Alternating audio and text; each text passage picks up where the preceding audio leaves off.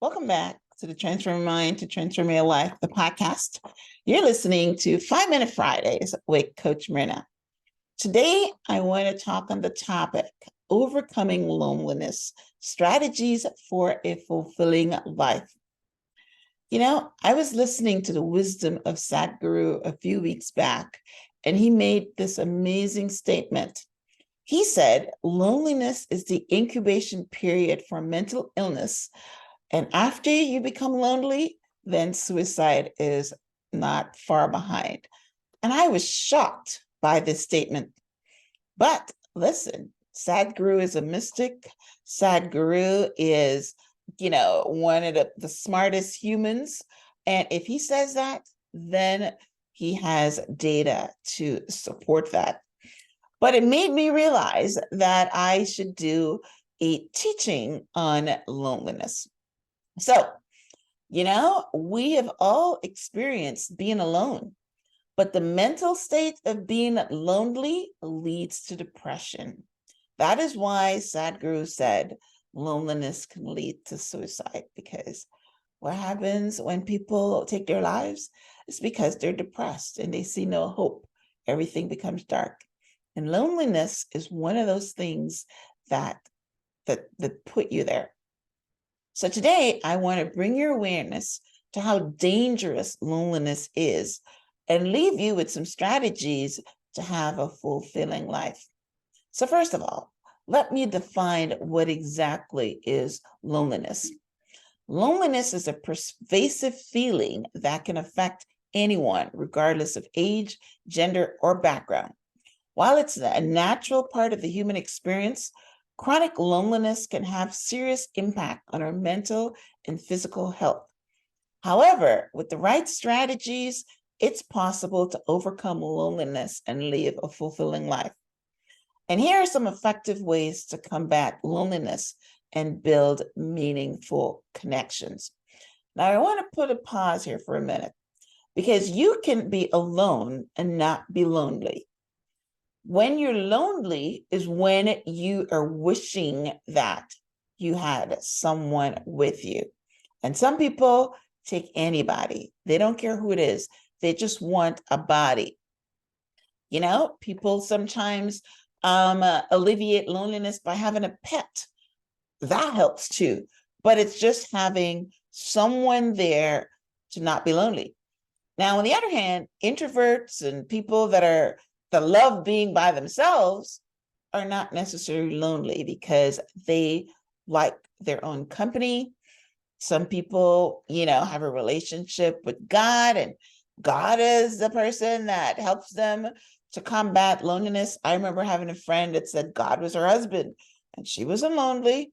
She would talk to him all day long. She would sing, and she was very happy being alone because God was with her. So, one of the first things I want to share with you is, if you're lonely, you acknowledge your feelings, right? The first step in overcoming loneliness is to acknowledge and accept your feelings. Don't put a Band-Aid over it. Don't say it's not when it is. It is okay to feel lonely, and recognizing this emotion is essential to addressing it. Write down your thoughts and feelings in a journal or talk to someone you trust. This can help you process your emotions and understand the underlying cause of loneliness. People need people.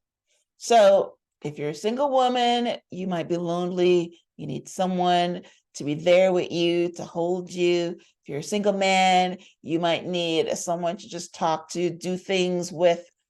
Yeah, so write down what exactly you are hoping to have someone be there to help you with.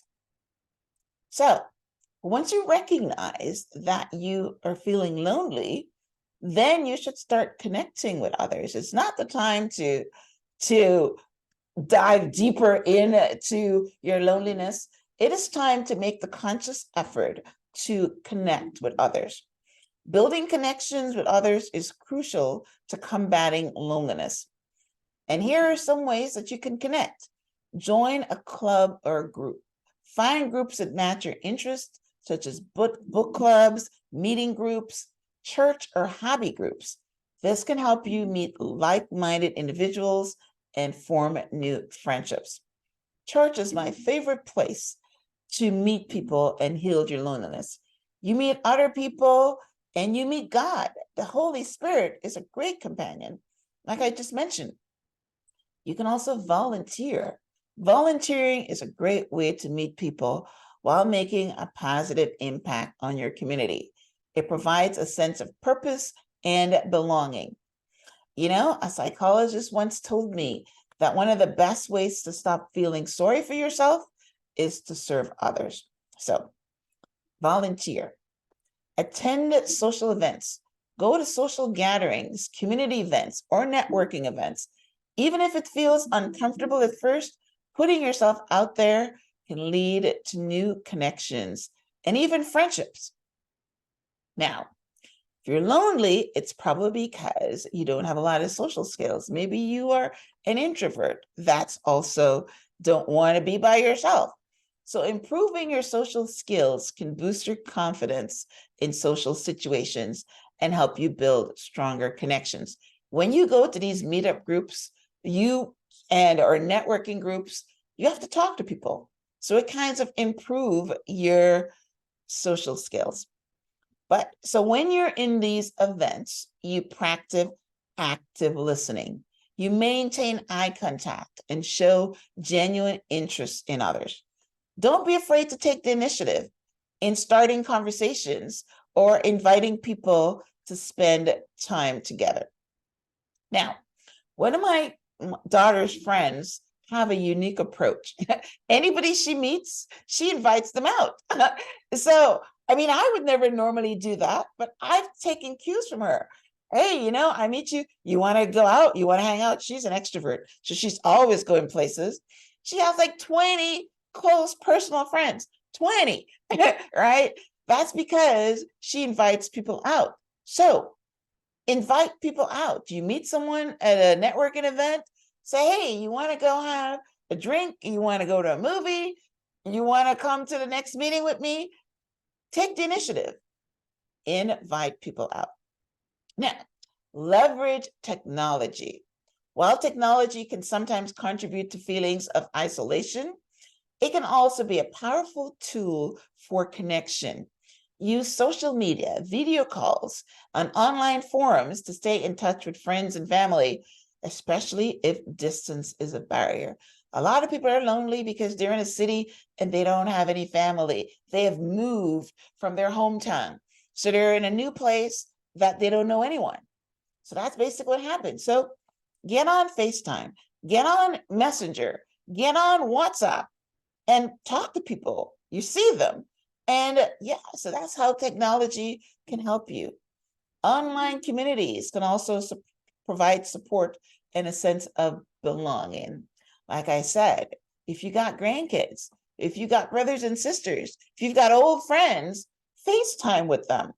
Connect with people on Facebook. You know, the reason Facebook has 1 billion people on there, because a lot of people are lonely. You know, so they get on Facebook and they talk and they share, and it does provide some solace. Even though people say, hey, you got 5,000 friends or 10,000 friends in Facebook, and maybe you only know 1 or 2 of them personally, it's still something. It helps. Facebook can be a lifesaver because you have friends all over the world. And hey, you talk to them. That's really all you need to do. Talk and share. Share your life. It makes, like Oprah says, everything is better once you share it, all right? Now, let's get to the serious one. Taking care of your mental health. Loneliness can take a toll on your mental health. So it's important to practice self-care and seek professional help if needed. And here are some ways to take care of your mental health so you don't be thinking of suicide. Even considering it, it's just as bad, right? Practice mindfulness and meditation. These practices help you stay grounded and reduce feelings of loneliness by focusing on the present moment. One of the great things about meditation is that you can visualize, and that's usually what starts the law of attraction working toward for you. So, there's one time I wish that I had 4 friends, like I see on Friends and the movie Waiting to Exhale. I wanted 4 friends. So you know what? You can meditate and visualize you having 4 friends. You can meditate and visualize you meeting the man or woman of your dreams. You can meditate and visualize going on vacations and listen. Your imagination doesn't know the difference between real or imagined. So you can escape loneliness by just being in a different world, alternate universe kind of things. So yes, meditation and mindfulness helps take you out of the loneliness feelings. Exercise regularly. Exercise releases endorphins that makes you feel better, improves your mood as well as your overall well-being. Seek therapy. A therapist can help you explore the root causes of your loneliness and develop strategies to help you overcome it. Now, cultivating gratitude. They're saying that you can never be unhappy or lonely or any of those negative emotions if you are grateful. Grateful for life, grateful that you have a home, grateful for food, grateful for whatever it is that you can find to be grateful for. And you will no longer be lonely. Focus on the positive aspects of your life can help shift your mindset and reduce feelings of loneliness. Keep a gratitude journal where you write down things that you're thankful for every day. This practice can help you appreciate the connections you do have and encourage a more positive outlook on life. Set realistic expectations. It's important to set realistic expectations for your social interactions. Not every connection will turn into be a deep, meaningful friendship, and that's okay. Focus on building new, meaningful relationships rather than trying to befriend everyone. Engage in activities that you enjoy. There must be something that you enjoy doing. Pursuing activities you love can bring joy and fulfillment to your life, reducing feelings of loneliness. Whether it's reading, hiking, painting, playing an instrument, engaging in hobbies can provide a sense of purpose and help you connect with others who share your interests. In conclusion, overcoming loneliness is a journey that requires effort and patience, but it's entirely possible with the right strategies. By acknowledging your feelings, building connections, improving your social skills, leveraging technology, taking care of your mental health, cultivating gratitude, setting realistic expectation, and engaging in activities you enjoy, you can lead a fulfilling life and a connected life. Remember, you are not alone in your feelings, and there's always opportunity to create meaningful relationships and find joy in everyday moments. So I will end to where I started, that loneliness leads to depression and it leads to suicide.